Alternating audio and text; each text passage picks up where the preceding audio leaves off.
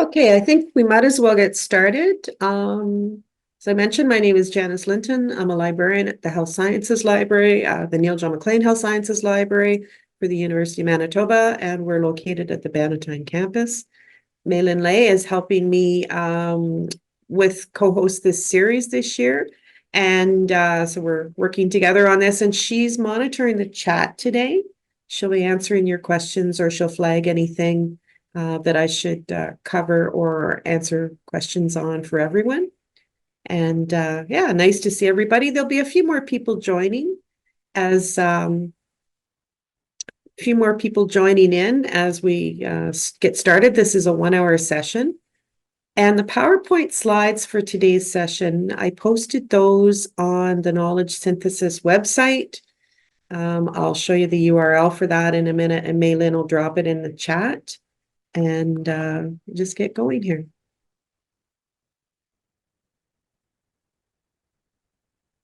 Except my slides don't want to advance there. Thank you. So I just want to acknowledge the traditional territories of which I reside. My name is Janice Linton, as I mentioned. She and her are my pronouns. I'm grateful to live on the original lands of the Anishinaabe, the Innuak, Anishinaabeg, Dakota Oyate, and the Denisoline. And I'm grateful to be on the national homeland of the Red River Métis. That's quite special to me. I give thanks to the ancestors who took care of these lands for generations, long before I ever lived here. I am descended from Scottish and English 19th century settlers. My father taught me to honor the treaties and to respect the elders, and I try to do that today. As a member of the University of Manitoba community, I can say that we do respect the treaties that were made on these territories, that we do acknowledge the harms and mistakes of both the past and the present, and that we dedicate ourselves to move forward in partnership with Indigenous communities in a spirit of reconciliation and collaboration. As a non-Indigenous friend to First Nations, Métis, and Inuit people, I'm devoted to being part of the solution rather than part of the problem when it comes to taking action or to speak out to support equity, health, and wellness for Indigenous people everywhere. And yeah, grateful to be here today. Thank you for joining me. So as I mentioned, we're at part 4, efficient database searches for systematic reviews. This is a 5-part series. I'm really looking forward to when Maylin teaches part 5 on Thursday about ChatGPT and some of the new things that are happening there, and Covidence, which is one of the best tools that this library subscribes to help us all with our reviews. Very, very good tools, and I'm eager to learn more from Maylin on Thursday. You can register for that last session if you haven't done so already. And a reminder, all the sessions are recorded. So you can use this year's sessions or even last year's and review them when you need to, because we all know that reviews take a long time. Also, you have a team of health sciences librarians. Just a reminder, you've seen this QR code in the other sessions. You can book an appointment with a health sciences librarian and talk about your research and get some tips, pointers, and a little bit of assistance figuring out how to do your reviews step by step. And I always refer to the University of Manitoba Health Sciences Library. That's where we've set up a subject guide for knowledge synthesis, the overarching term for systematic reviews. And our email address is library.reviews@umanitoba.ca if you want to contact us by email. We've set up all the tools on that knowledge synthesis page on the Health Sciences Library website. And we're also happy to direct you back to certain sections of that website that might be useful for you. And this is what the Health Sciences Library website, our webpage, looks like. And a reminder too, there's all the databases there that you might want to start with or consider for review. Sometimes it's difficult to figure out which database to choose, and I'm going to talk a little bit about that today. There's also under the subject health section, that's the knowledge synthesis section. So when I talk about where we have things on the website It's the knowledge synthesis section that I'm talking about. And this is what it looks like. I hope you've been here before. There's a lot of tools on the left. It's like an encyclopedia for systematic reviews and scoping reviews, and also some quick information about what we can do to help you, how to make an appointment with us, and how to email us. Reminder too that if you are affiliated with a faculty or college at the Fort Garry campus, you can look up your own subject guide if you haven't done it already, and there'll be a liaison librarian assigned to assist you. And many of our librarians that work in knowledge synthesis might be at the science library or at the DAFO library, and you may recognize those names. But there's also a few other libraries and some really, really good specialist librarians covering all aspects of knowledge pretty much at the University of Manitoba. So we're going to talk about efficient database searching today. And as I said, it's a 1-hour session, so we'll be ending at 2 o'clock. Try to get through quite a bit of material today, but we've recorded the session and we will email that out to you as soon as we can. And the slides are posted as well, so you can get going on some of the links and things I show you today.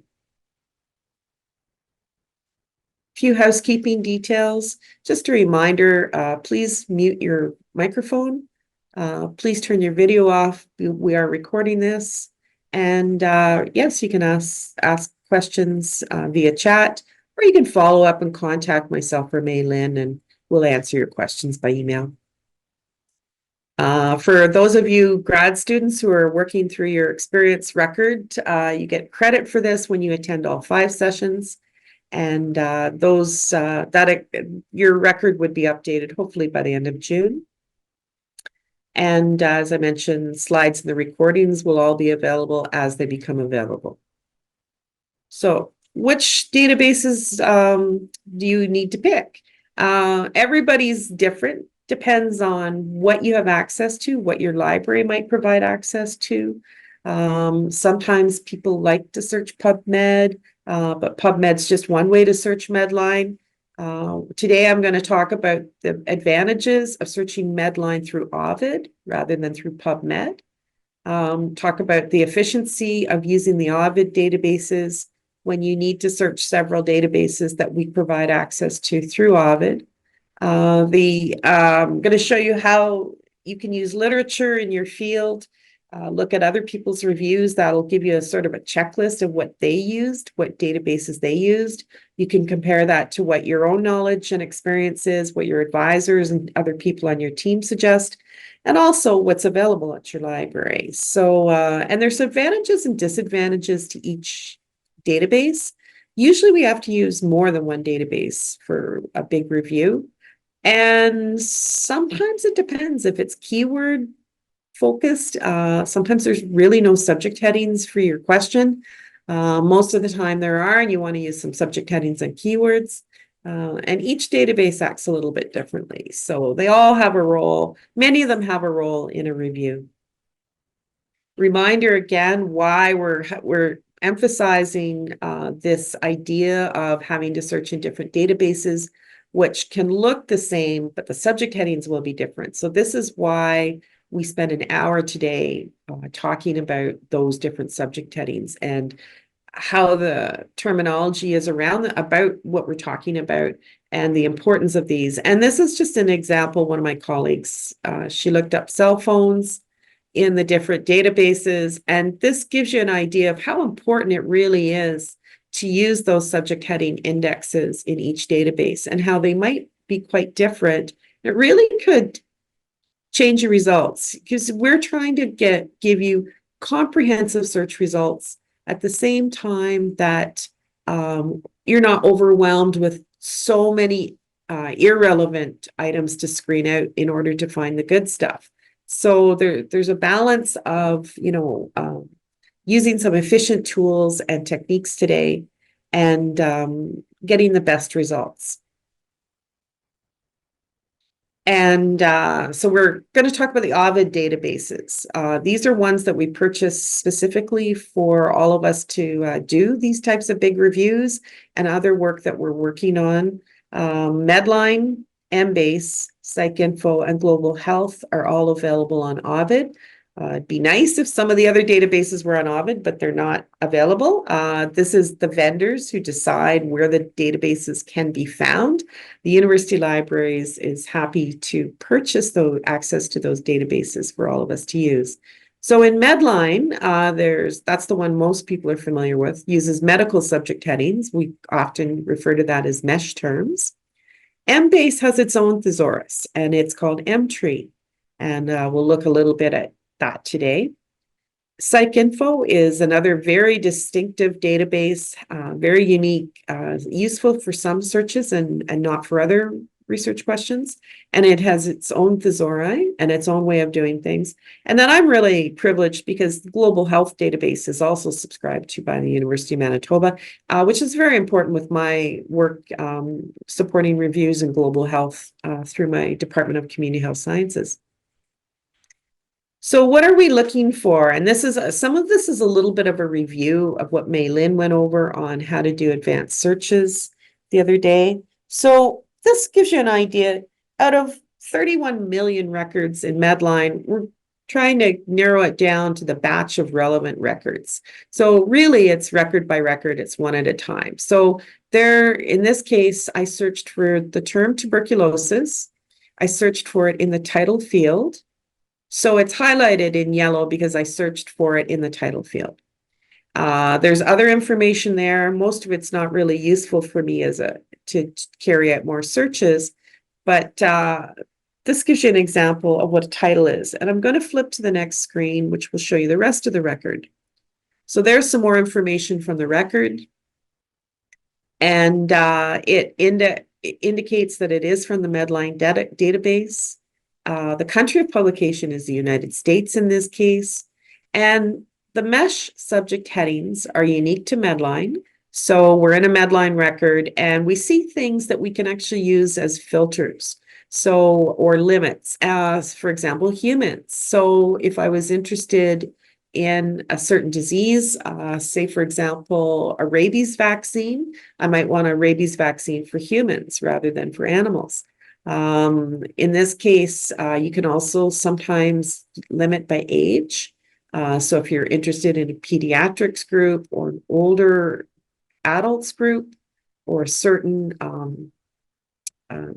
age group, this can be very helpful. I find sometimes it works, sometimes it doesn't, depending on my research question. And I usually have to do keyword searching.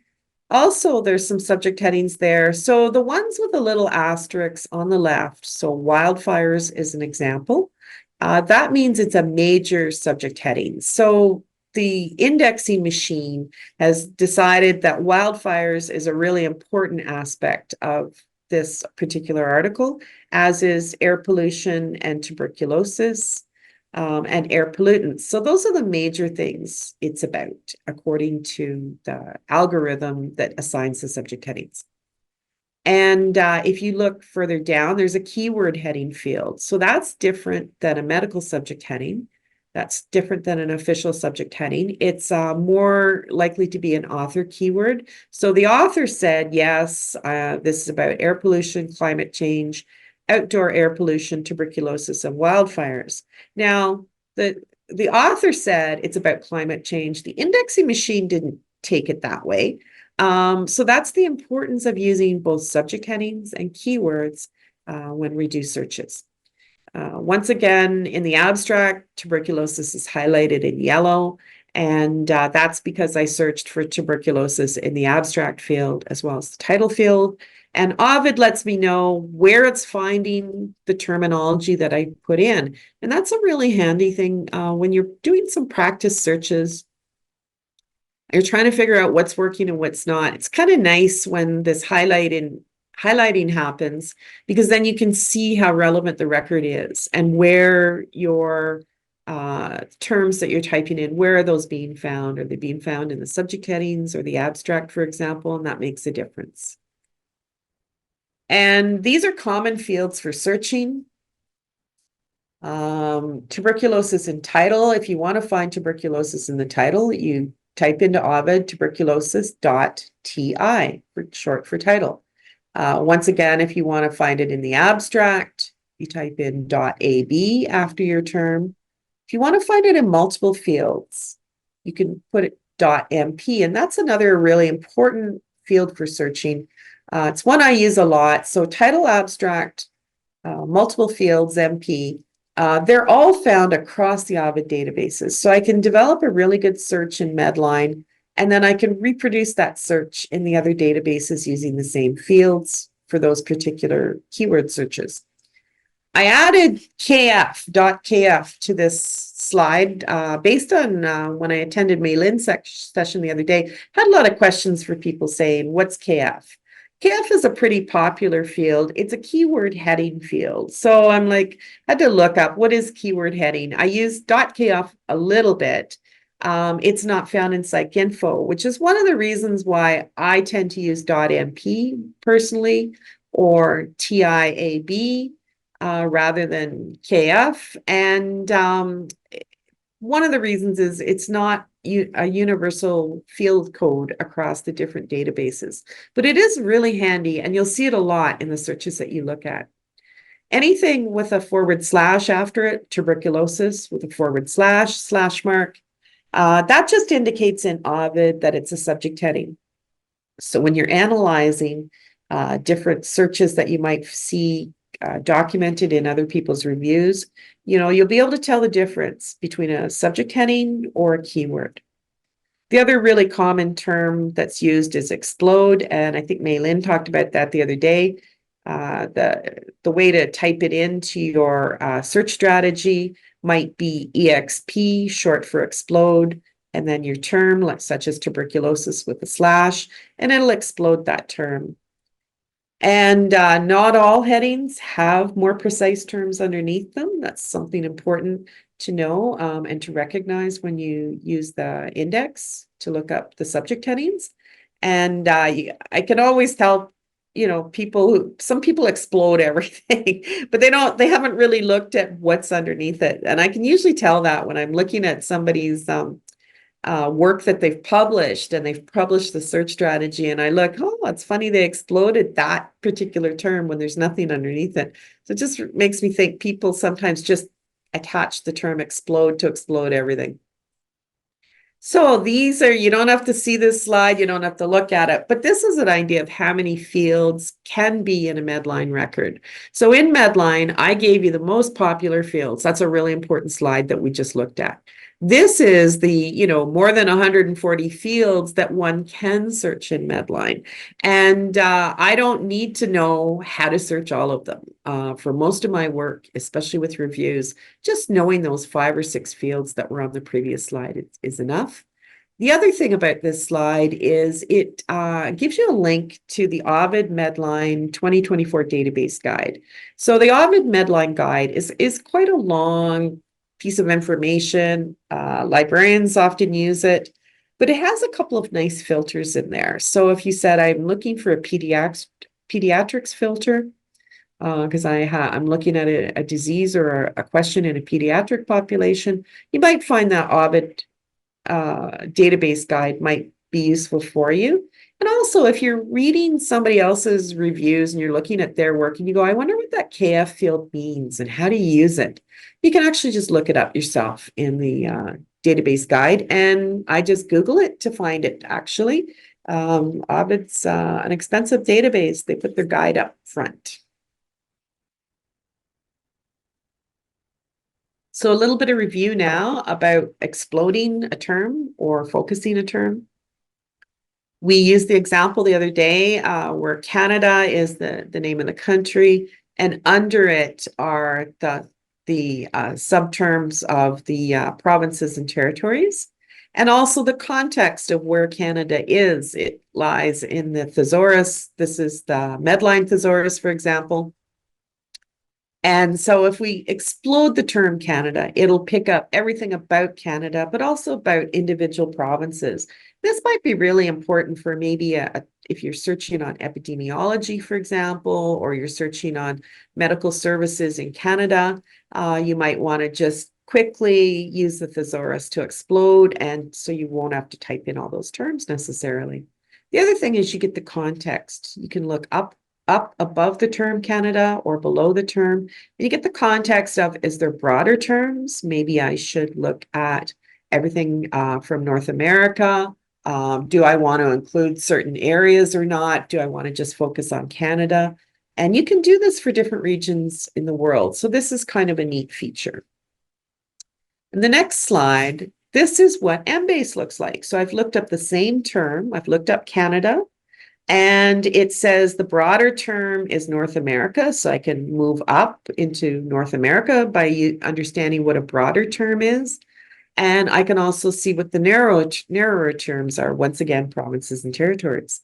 So I can do the same kind of function. I can use explode and look up everything from Canada and from each province.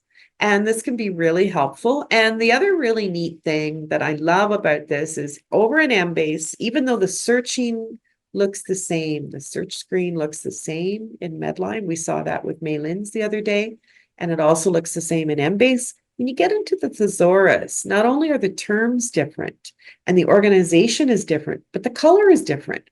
And I love this, that EMBASE is green and Medline is white. And I can, when I'm translating, that's what we're talking about, is taking medical subject headings that we used in drafting the Medline search and looking up those same headings in EMBASE in order to carry out a successful EMBASE search. And I often find I'm going between two different lists and two different things, and I'm like, can't remember which database I'm in sometimes.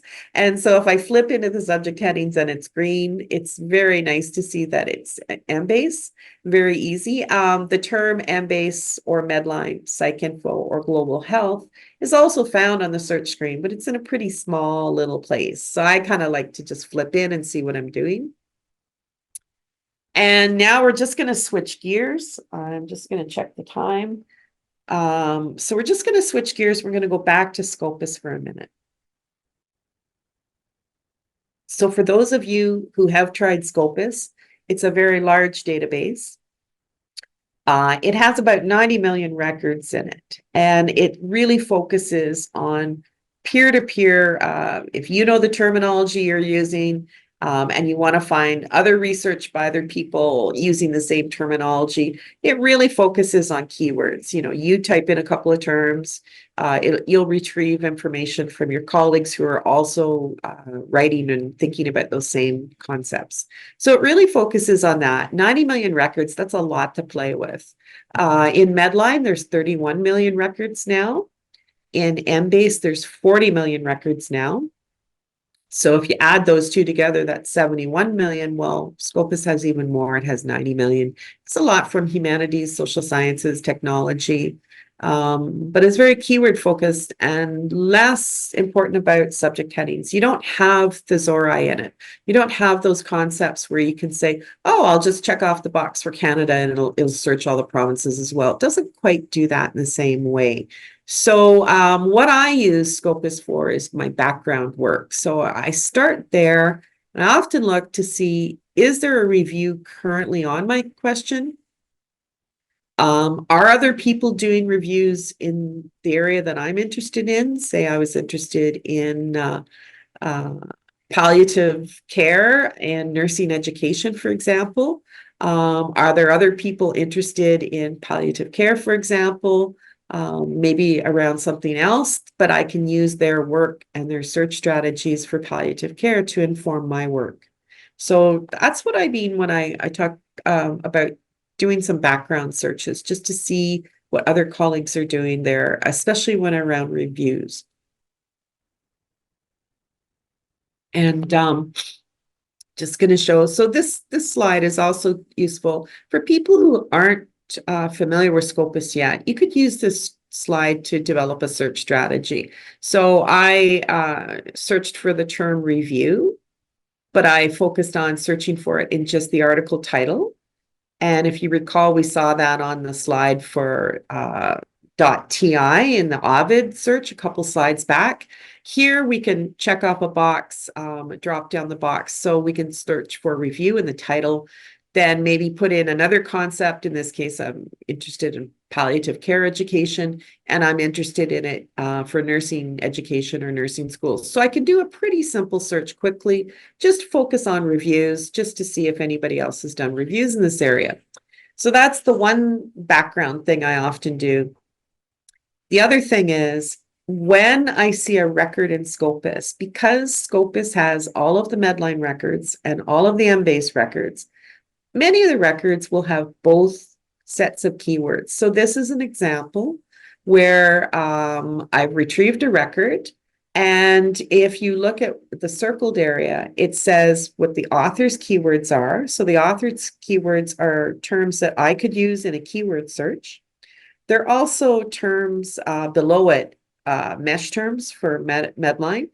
And you can see there's like hospice and palliative care nursing. There's palliative care. Below that shows the record also is indexed in EMBASE, and it has the entry terms. And so they're using like palliative therapy, palliative nursing. So the terms are quite different. But this is a way I often go in and I start to just write down the terms for Medline and the terms for EMBASE, just to get a little bit of the lay of the land. If you look up above where the red circled area is, I know it's a little bit hard to see, but what it does is it's given me a description of where they searched. So they used CINAHL, they used ERIC, the education database, they used OVID Medline and OVID EMBASE, and then they used PsycInfo and an allied and complementary medicine database. So that kind of gives me an idea. If I'm doing something on palliative care, for example, those might be the databases that I would like to pick or I want to consider.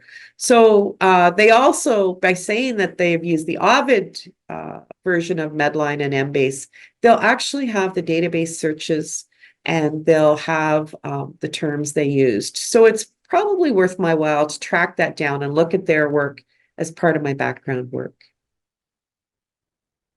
So this is the article.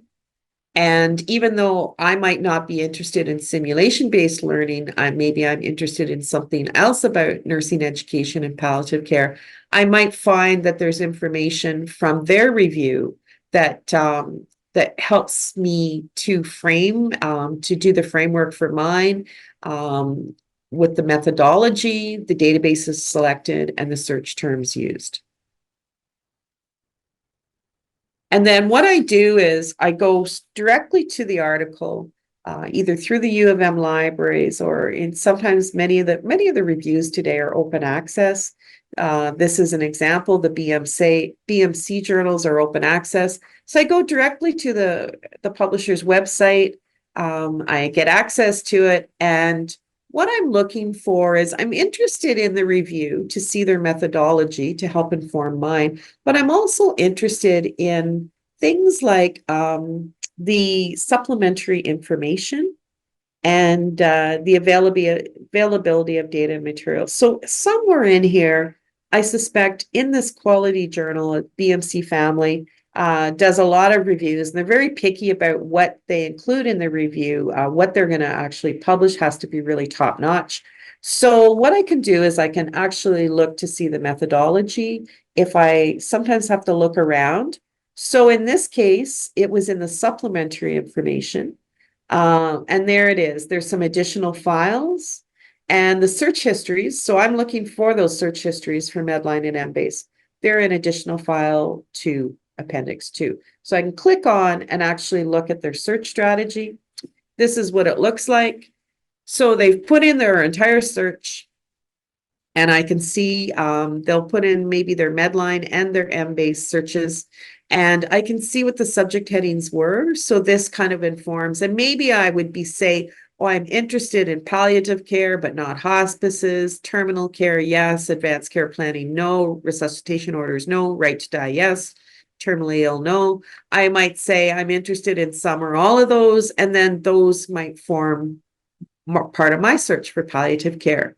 The other thing is I'm interested in how they did their keyword search. So they show some of the fancy stuff they did. That to me shows that they had put a lot of thought into their search. And I can look up what these mean, either in one of the tip sheets that I give you or in that OVID database guide, how to search OVID. And we can certainly help you with that. So this is really helpful. The same, there's TW. I wonder what TW means. They searched a certain field. I can go to the OVID database guide and find out, or I can maybe just use theirs if I think it's a solid search strategy. I might say, oh, TW and KF are okay, but I'm going to change it all to MP and see what happens, or title abstract perhaps, and different things that you can do. Anything with a slash you can tell is a subject heading. So just going to look at, once again, the PICO model for an example. So if our population is humans bit by a tick, looking at antibiotics as prophylaxis, we want to prevent Lyme disease. And that's what a research question might look like. And that follows the PRISMA guidelines, to say if it's a systematic review, you put that in the title.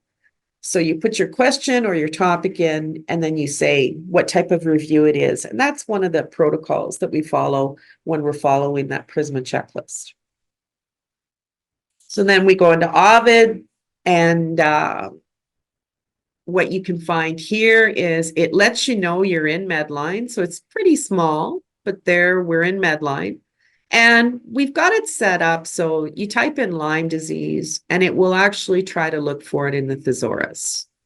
And so here it's picked up Lyme disease. It said it's in the thesaurus. And what I would do, maybe I might click on the scope note to see, do they mean the same thing that I mean with Lyme disease? And that's diseases might be very, you think, oh, Lyme disease, everybody knows what that is. But there's a lot of concepts in health that, you think everybody knows about, like harm reduction, but maybe it's different in the scope notes than it is what you're thinking of. And so that can be very helpful.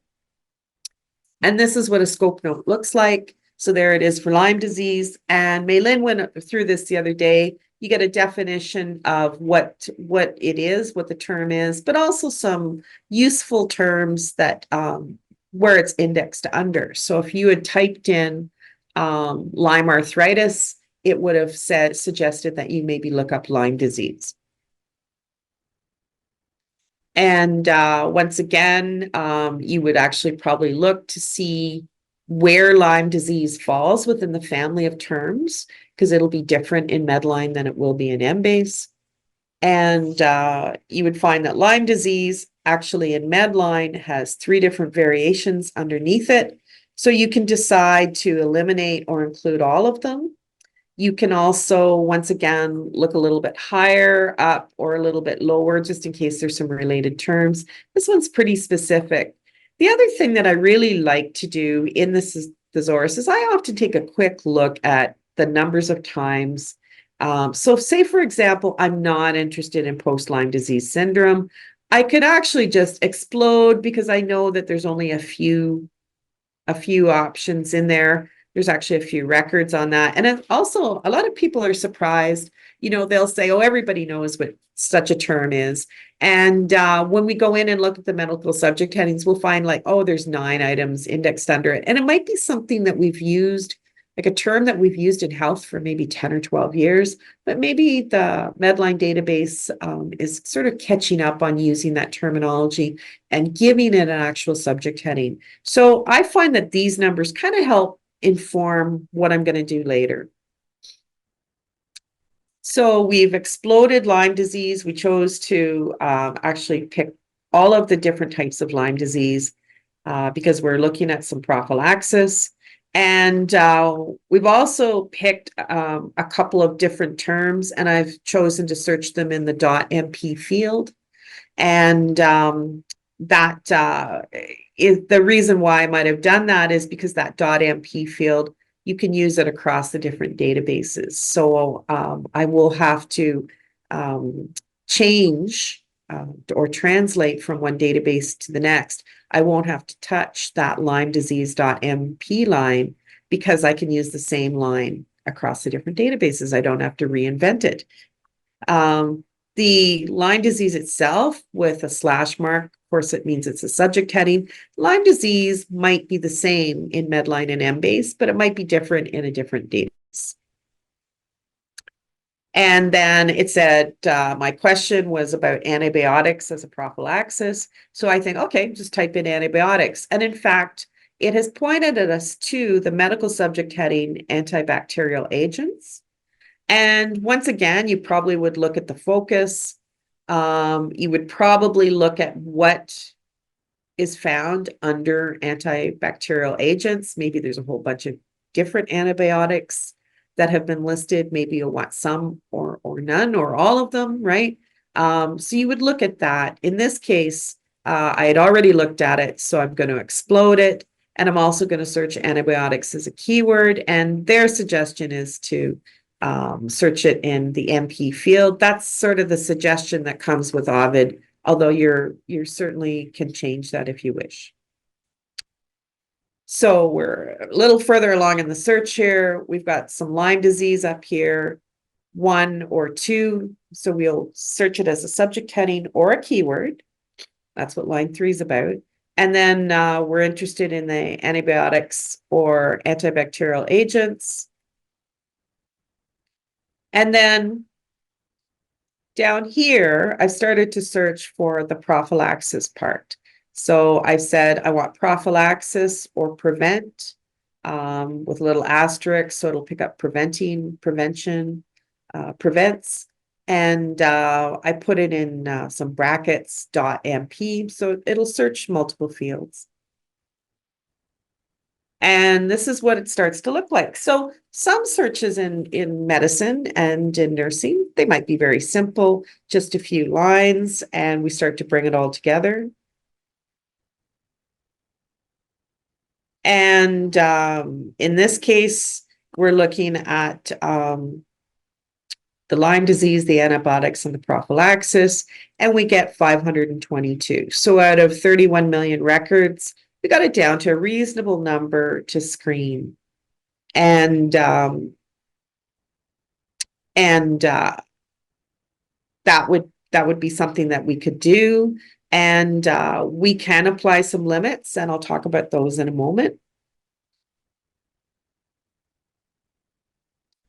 So the other thing is that Lyme disease is caused by ticks, or we think it is, and I might have looked that up as well. I might say, well, somebody on my team might have said, what about the term ticks, not just Lyme disease, but let's just talk about ticks and tick bites, right? So you might say, well, I wonder if that's a useful term. So what you can do is you can take parts of your search that you've already decided, yeah, these look pretty good, but do I need more? So you might look at ticks, for example, and start to bring those terms together as an alternative. And so just further along in the search here. So if we looked at ticks and prophylaxis and antibiotics and Lyme disease, we might find that we can retrieve an extra 85 by kind of mixing it up a little bit, looking a little bit at the source, for example. So I might say, okay, well, if I take the search I like, the 522, or the 85 that, maybe, maybe those will be useful. And I might find that there's 538. So maybe the 85 that I added, just by adding a few more subject headings and doing the search in a little bit different way, that might have added some key resources. And this slide is very helpful if you are doing some testing, and I do testing on keywords all the time. I do testing on subject headings, and often I'll go, okay, if I use this keyword, say if I search tuberculosis.mp, so in multiple fields compared to tuberculosis title and abstract, I might say, what am I missing or what am I getting? And so I might say, okay, I'm interested in 10, which is the 538, but not the ones, the 522. I just want to see what those unique ones are. Like, is it worth my while to even add in the term ticks? Or, is it because in this case, there's just a few, right? But this is illustrative to help you when you go, wow, if I put it in title abstract, I have 800 fewer than if I put it in .mp. So you take some nice term that maybe there's not a subject heading for, and you think, wow, like 900 more or less for the screeners to look at could make a big difference, right? So often I'll do a little test. So this is illustrative of that, is how to look at the ones that you retrieved uniquely using an alternative term. And in this case, it's only a few, right? I think it's about 16. But as I say, it illustrates how you can decide on, and so you look at the 16 that you would be throwing away if you didn't use the term ticks. You're looking at this, one number, not the other number. So you're looking at the throwaways. What would happen if I didn't use the term ticks? And these are the ones I would lose. So as I said, 15, 16, that's not very many. But if you had hundreds, you might want to do this type of testing for 1 or 2 or 3 or all of your terms. And what do the results look like? As I mentioned, it'll be highlighted often in OVID. Just if you search the title field, it'll tell you this is how I picked it up. The other thing I want to show you is that, for example, the first one's in French. Most of the results in OVID in all 4 databases are in English. There are a number of other languages covered. There are dozens of other languages covered in those databases. And lots of teams say, we're gonna screen in English and French, so we can limit to English and French. We can limit to just English if a team only wants to handle abstracts in English. We can limit to other languages as well. It just depends on the team, right? But this is one way that if you think about your inclusion and your exclusion criteria that you came up with when you were registering your methodology for your review, and this is an example that a lot of people overlook of where the databases can be used to support your inclusion exclusion, so you have fewer abstracts to screen. So how do you apply these limits? They won't work for all of your inclusion exclusion criteria, but for language, for example, they will. And so it says, here's the 538 we decided on. We're going to, in this case, not a bad idea to try a limit to human. Not a bad idea to limit to English, because the team has said we can only screen in English. And you can also put in publication years here. That's really helpful. And these are things that way back when you registered your protocol, you thought about this, like, how many years back do you want to look at publications? Do you need to go back 30 years, or to the dawn of time? Do you really only need to focus on the last 15 or 20 years? These are all helpful things. And so this can really change how many you have to screen. So, for example, every database has different limits. So if we went to PsycInfo or Global Health, their limits would look different. So maybe you can limit to English, but maybe there's no human limit. You can't do it using these. There are additional limits. So these are the standard ones that often a lot of people will consider, but there's lots of additional limits. And I know for Medline, you can also filter out by different types of publications. A lot of additional limits are around trials, for example, the methodologies of what we're looking for. So some therapeutics that we're looking at, maybe we want to focus only on clinical trials, and we want to capture all different types of clinical trials. Maybe we only want to focus on journal articles and not conference reports. So these are where the limits can lie. And this is the kind of thing that you might see in the search strategies that you look at from other people's reviews. So in this case, we went from 538. We threw in the limits that we think are going to work.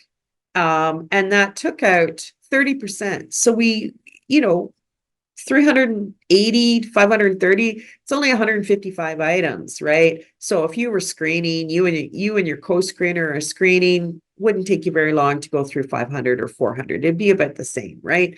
Probably a little extra time. But when you think about a lot of people, a lot of reviews that I look at, I do a lot of peer review of reviews for publications. And I also, just look at reviews to see how things are, how people are, what types of choices are they making for the types of databases that they're searching and the terms they're using and the search strategies. So I'm always trying to improve my practice, and I'm always trying to try new things and different things and be better at what I'm doing, especially because I search in all different areas of medicine and health.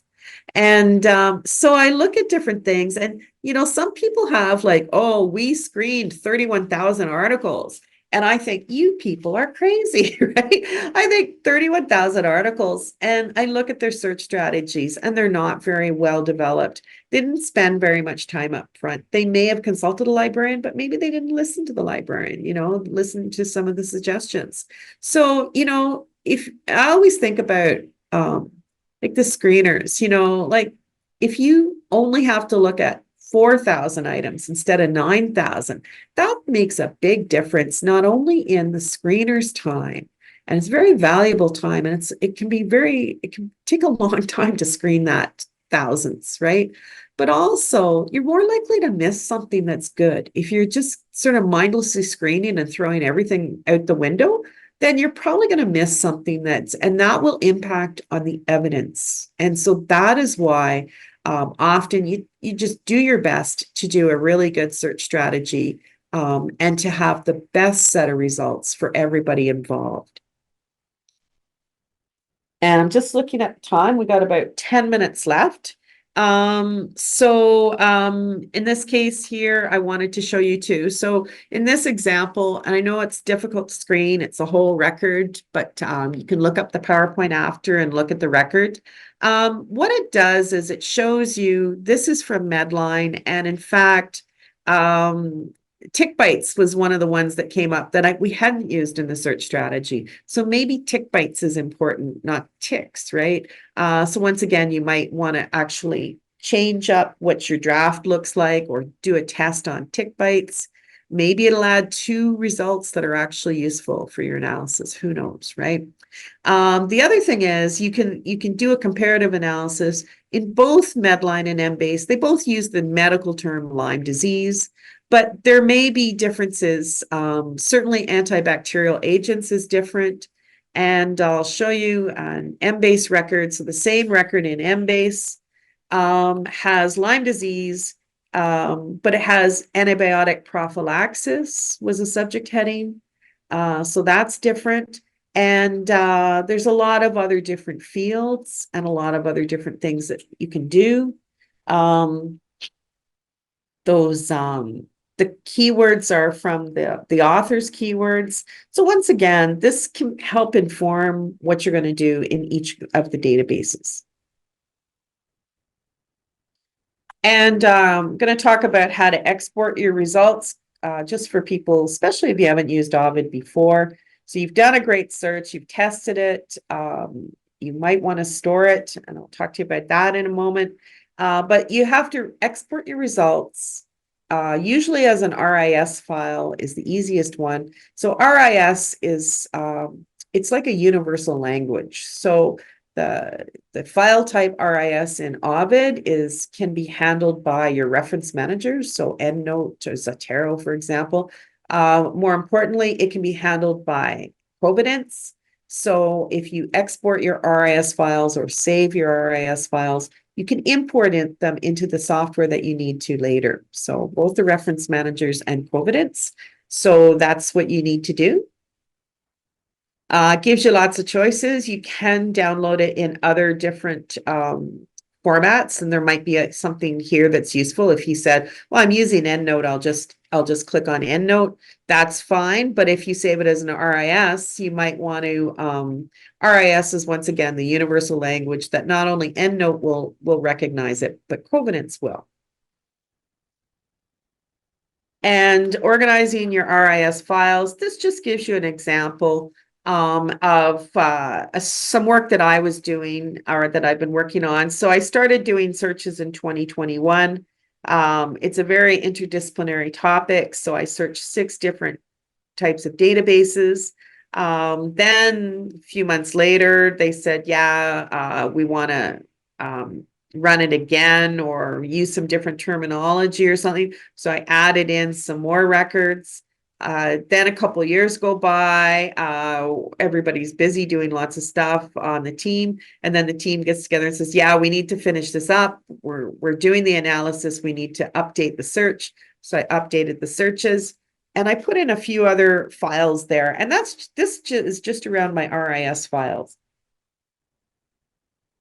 I also have documents of what the protocol looks like, what the search strategies for each database look like, I have probably 50 or 60 pages of notes, screenshots, things that I tested. So this is just the RIS files from one review that I'm still working on. So saving your searches, this is so important. This is such a big time saver. So you can save your searches. So just click on your search history there and you say, this is the one I want to save, for example, and hit save. And what you do is it'll say, where do you want this saved? And what you do is you register for an account. So it's your responsibility. Register for an account in OVID. You can do it in Medline or EMBASE or any of the OVID products. And what it'll do is it'll allow you your own personal space to save your work. And you can save your test work, your final searches, anything that you want. And all you have to do is pick the name of a folder that you want to save it in and a password, and it's yours. It's there for when you need it. And what I've done is I work on a lot of different projects. So I have, multiple folders. So I can, have my tuberculosis research in a folder for that. I can have my harm reduction research in a folder for that. And I just have a password and registration name for each of them, right? And I have dozens of them now. I've been using these for quite a while. And so yeah, this is a great place to save your searches. So this is what the searches look like saved in OVID. So here's, for example, down below here, don't worry if you can't see the file names. They're all my draft searches. So there's a couple of things every time I save a search in Medline. So I save my Lyme disease search in Medline and I write, I name the file, the save search. I name it Lyme disease Medline draft, right? I always put the name of the database I'm in the search strategy, in the save search.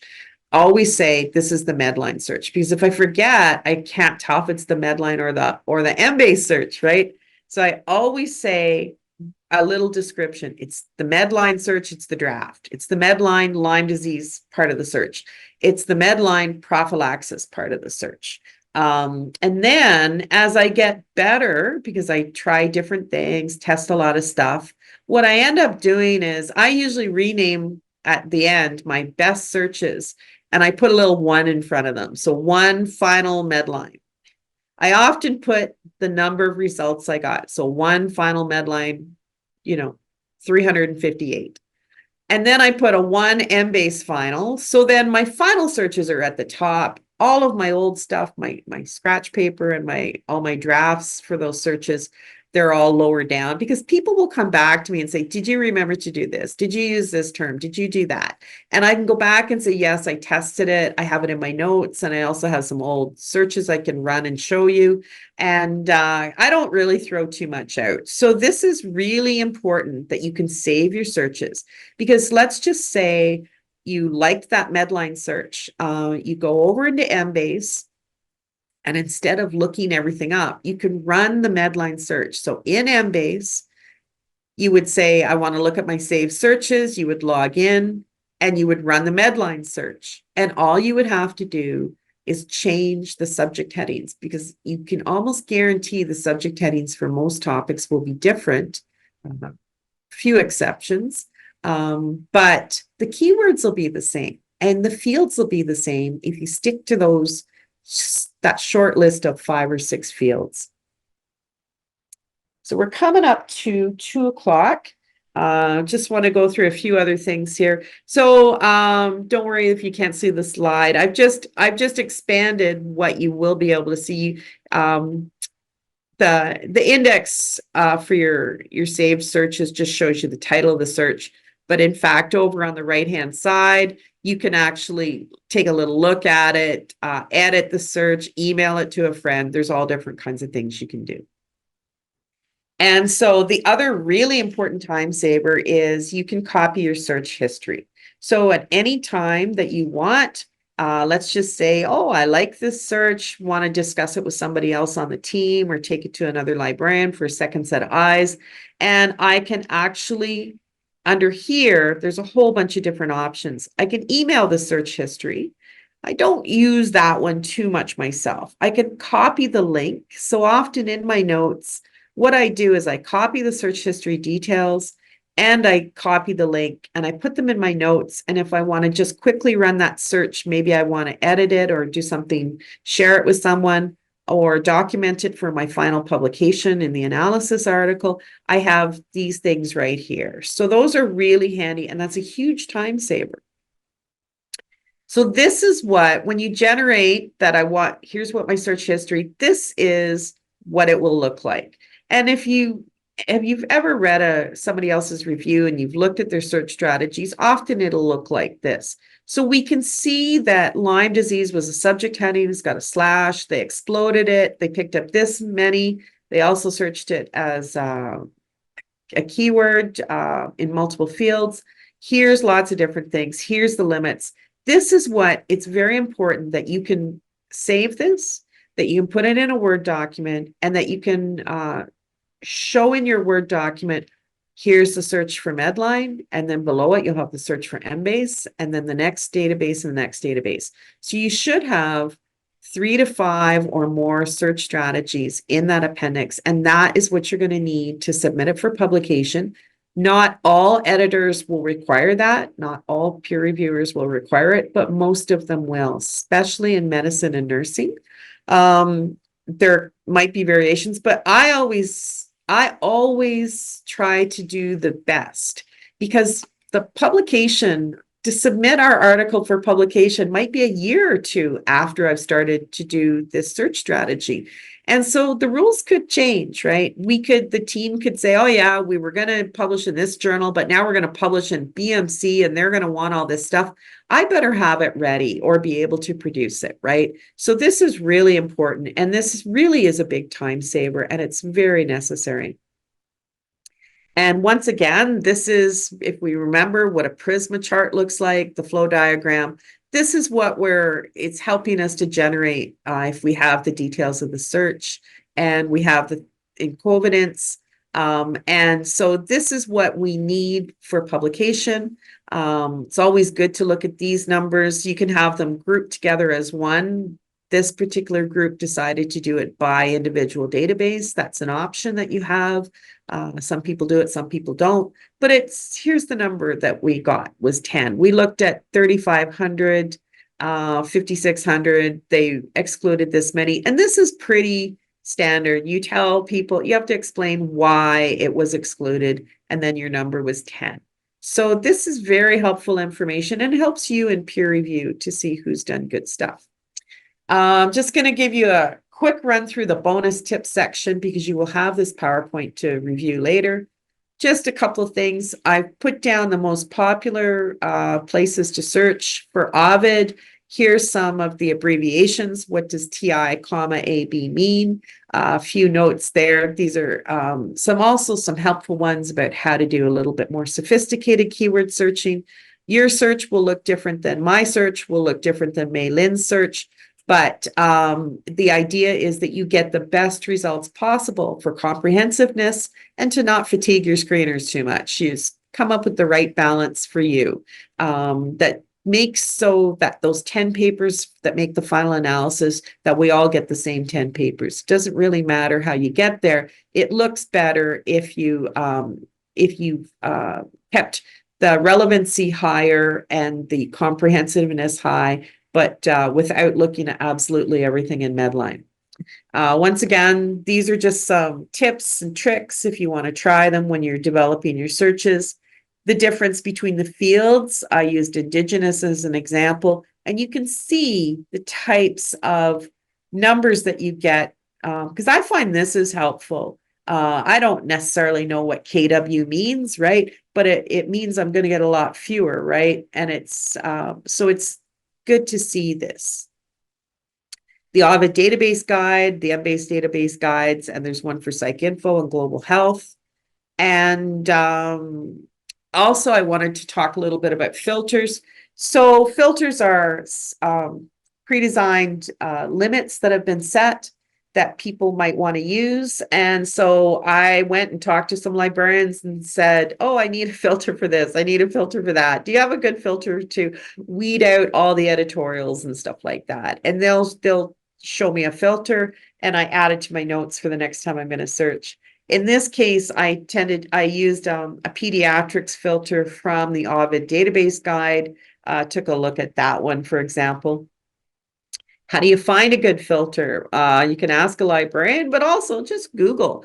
Our colleagues at the American University of Beirut Library have put together, an index of all the filters. So all the librarians have their favorite filters and have put them up on the internet. And these librarians have actually just put them all together in one place. So I often go there.